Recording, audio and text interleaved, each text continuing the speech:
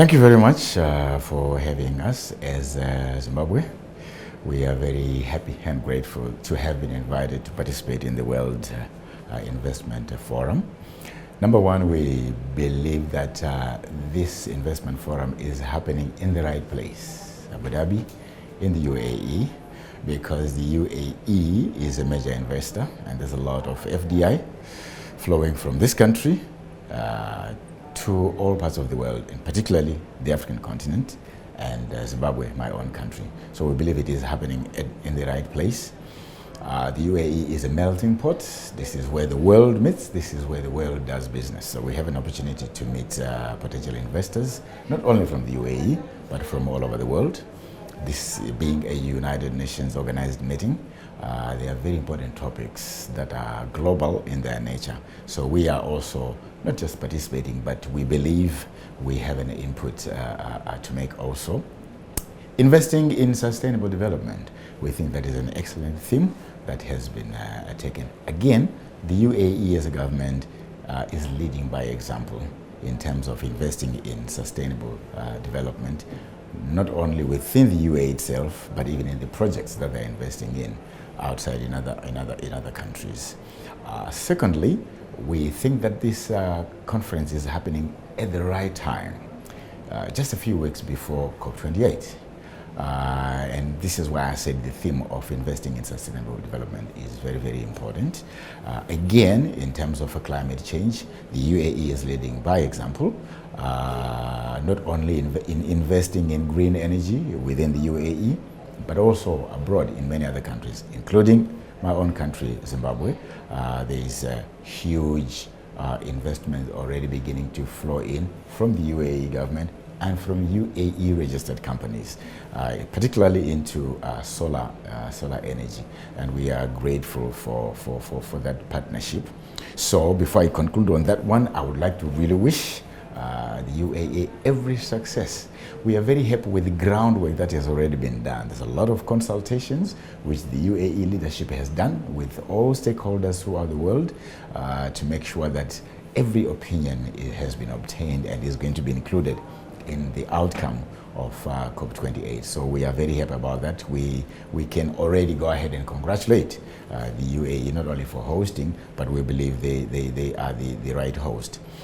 In terms of bilateral relations between Zimbabwe and the UAE, we as two countries, I think, are discovering each other in a very nice way.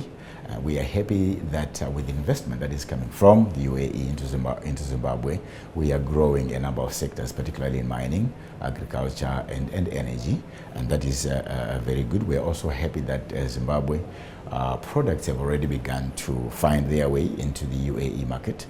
And we think the area of food security is one in which we can partner very well. Yes, the UAE is already the second largest trading partner for us, the first being our neighbor, South Africa. Trade between us is already around $2 billion, and this has happened within a very, very short space of time. And we believe that it is going to grow, and nothing can stop the UAE from becoming the largest trading partner of Zimbabwe. So we look forward to a growing partnership. We are also, maybe lastly, very happy that for this conference, the World Investment Forum, it was actually the minister responsible for women affairs, SMEs, and community development for a number of areas, because the SMEs right now contribute a huge percentage, close to 70% in terms of GDP of our economy, which had largely informalized. But also, this is a ministry and a mandate that brings together two very important demographic groups in our society, that is the women and the youth.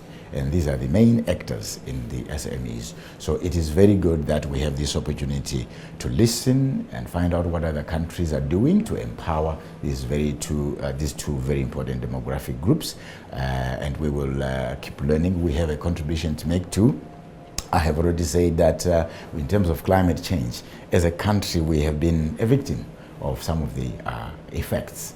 We have suffered from cyclones, we have suffered from droughts, We are looking at the El Nino phenomenon, affecting our agriculture because of droughts.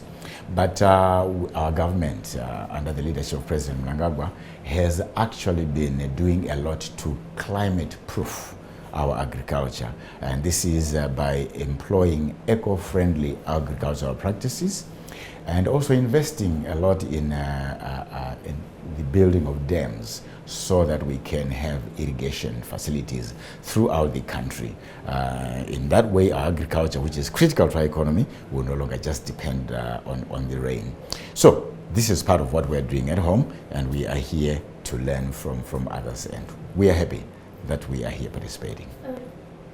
Well, the growth, we actually started measuring critically from 2017, for example. The trade was a mere 300 million, and then by 2022, 2 billion. And this has happened within a very short space of time.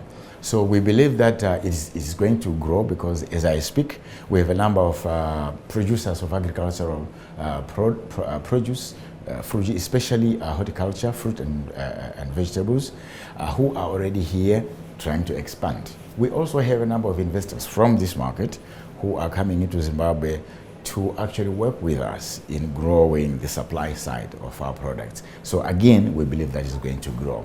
The major components in this are the precious minerals, gold and diamonds, and those two are also growing. They contribute at the moment about 80% of the trade between the two countries. Then tobacco is about 10%, and the other commodities like the fresh produce I'm talking about are fast catching up. So I believe as I said, we are discovering each other, and there's a lot more that will be coming in terms of trade, especially as we experience more and more investment from this market as well. Well, in terms of companies, I know that most of the investors from Zimbabwe are mostly in the real estate area. Right, that's most of them. But from this market into Zimbabwe, we have about 25 UAE registered companies already operating in Zimbabwe. Yes, and if you were to visit, you may not recognize them because they have acquired Zimbabwean names. So they are there and they are big, and as I said, energy is one of those areas. Pharmaceuticals is another area. Hotel industry and tourism, those are the other areas that are growing very, very fast. And I believe we'll keep growing, we'll keep seeing that expansion taking place. Because those that have already invested are now our very good ambassadors, because they are speaking to the rest of the world that we are doing a booming business in Zimbabwe. The climate, the business climate is very, very good. Zimbabwe is open for business. And as I said, they are now our ambassadors. And we believe that through them, we will see many more coming to invest in Zimbabwe.